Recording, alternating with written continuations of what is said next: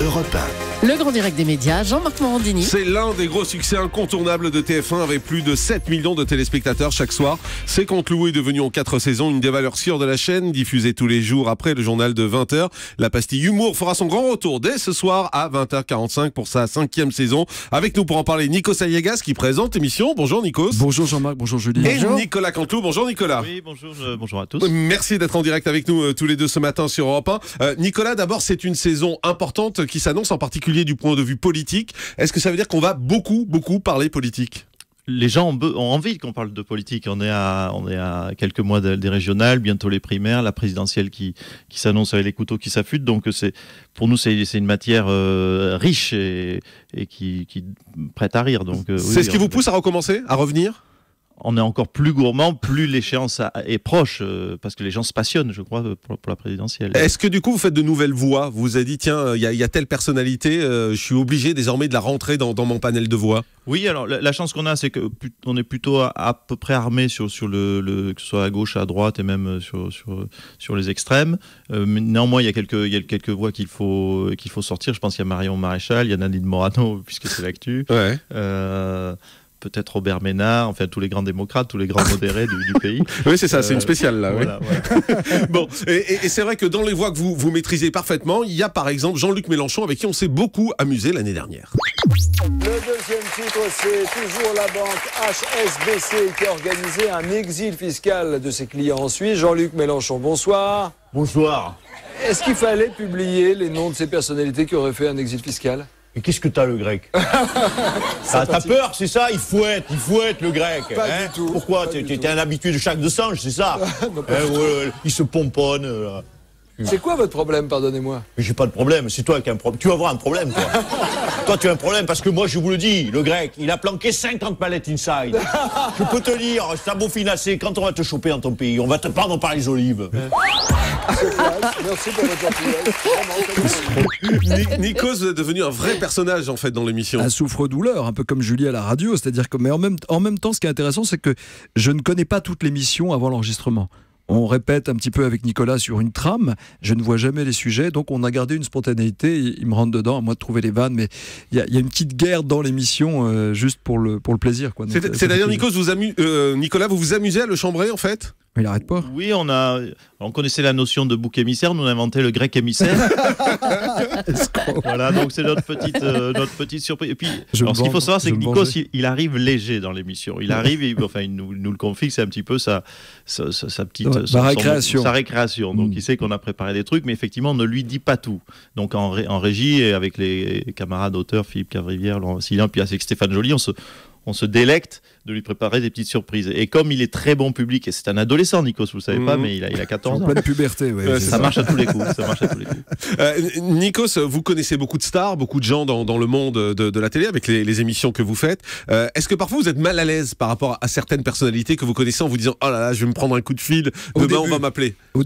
Au début, j'étais un peu gêné parce que je les rencontre pour les interviewer.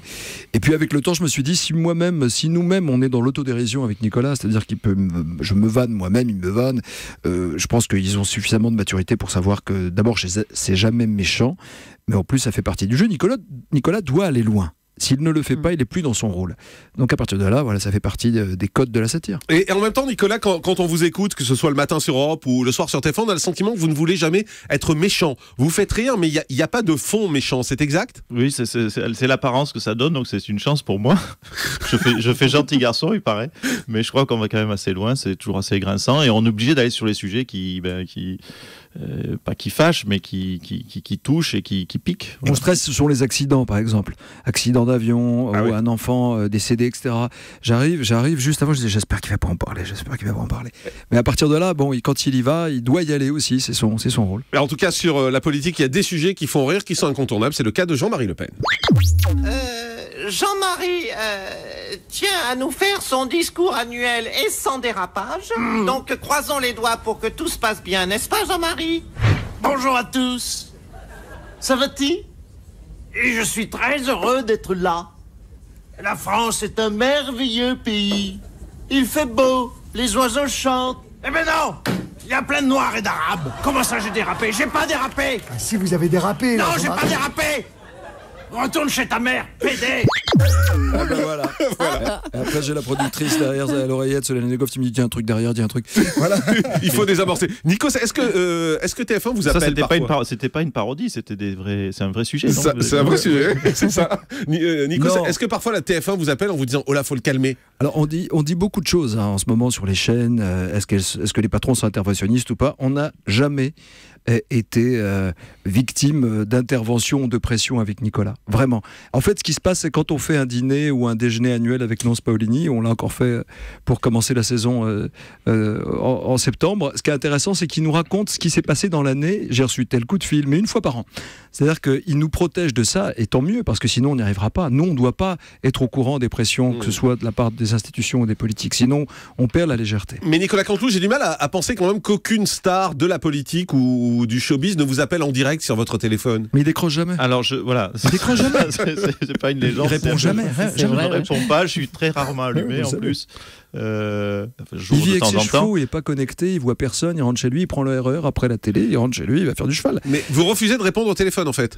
Non, c'est pas que je refuse, je suis pas allumé, puis comme je côtoie assez peu de monde, du showbiz ou des politiques, ils n'ont pas mon téléphone, j'ai cette chance.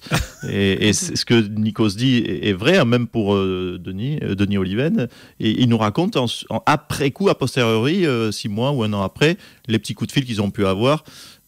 Sur le ton de la légèreté, donc il nous protège et c'est vrai que nous ça nous donne une forme d'écriture plus légère, parce que si on savait qu'il y a une telle pression, que ça n'a pas été apprécié, vous écrivez plus pareil. Donc, ça se voit, ça s'entend. Ça se voit, ça s'entend. Pas de coup de fil, donc par exemple de Ségolène Royal, que vous aviez pourtant reçu sur le plateau à l'occasion des 3 ans d'élection de François Hollande. C'est aujourd'hui 6 mai, l'anniversaire des 3 ans de François Hollande à l'Élysée. Bonsoir Madame Royal. Happy birthday to you, Mister Présidente. Happy birthday to you, Mister Présidente. Madame Royal, bravo, c'était parfait, mais on dit pas Merci. mystère, on dit Mister. Mais pas du tout, c'est mystère, Présidente. Parce que pourquoi il a été élu François par les Français? Mais ça reste un mystère. Mais dites donc, vous m'avez trouvé comment, Marilyn Monroe? Écoutez, vous m'avez un peu troublé, vous étiez parfaite. Vous savez que les Français, depuis qu'ils ont élu François, ont un point commun avec Marilyn Monroe. Avec Marilyn Monroe, lequel? Mais c'est que les Français ont eux aussi envie de se suicider. Aïe, aïe, aïe, aïe, aïe. Voilà. Est-ce que vous travaillez de façon différente, Nicolas Canteloup, entre TF1 et Europe 1? En théorie, non. C'est bizarre ce phénomène, c'est qu'on écrit, j'allais dire, en vrac, et ensuite on dispatche un petit peu. On se dit, tiens, ça c'est plutôt télé, plutôt radio, avec l'exigence de ne jamais faire la même vanne à la télé et à la radio. Et c'est vrai qu'on a une exigence un peu différente, parce que le public est pas tout à fait le même sur TF1, sur Europe 1, c'est plutôt des actifs 35-50 ans, et sur TF1 on est beaucoup plus large, on a même des enfants qui regardent, donc et puis il y a ça je vous l'apprends pas, c'est vrai qu'à la télé il y a l'image en plus, donc ah bon, ah c'est ça la différence. Donc, pour ça, Nicolas. Il y a certaines vannes qui fonctionnent plus en radio, d'autres plus en télé, où l'imaginaire fonctionne plus. Merci beaucoup Nicolas Canteloup d'avoir été avec nous. Lancement de la saison 5, c'est Canteloup ce soir 20h45 sur TF1. Nikos, on vous retrouve bien sûr dans C'est Canteloup, et puis dans The Voice très bientôt également. Il y a The Voice Kids en ce moment, oui. Mais The Voice également avec Jennifer qui s'en va alors. Non, écoutez, vous nous le confirmez? Non, ce que je peux vous dire, qu'elle fera toujours partie de la famille de Voice, qu'elle reste ou qu'elle sorte, comme aux États-Unis d'ailleurs. Mais elle s'en va? Mais vous nous le confirmez ou pas? Je peux pas le confirmer, la chaîne va vous le faire bientôt. La chaîne va nous le confirmer bientôt. Va vous confirmer ou pas? Pourquoi vous essayez de me piéger à chaque fois? Non, mais je vous demande, la chaîne va nous confirmer que elle fera le nouveau juré est déjà choisi? Si elle n'est pas cette année dans l'aventure, elle restera. Ouais, elle s'en va. Foiré Canteloup, je pensais que tu allais me soutenir. Le nouveau juré est déjà choisi? Le remplaçant de Jennifer? Qui vous dit que c'est un nouveau? C'est peut-être le retour d'un ancien? En tout cas, elle s'en va, vous pouvez nous le dire. Écoutez, elle sera dans la famille de Voice. Elle s'en va.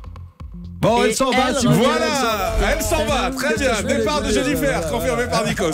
Merci beaucoup. Une pause, à tout de suite. Je vais me faire virer avec vous. Ah oui.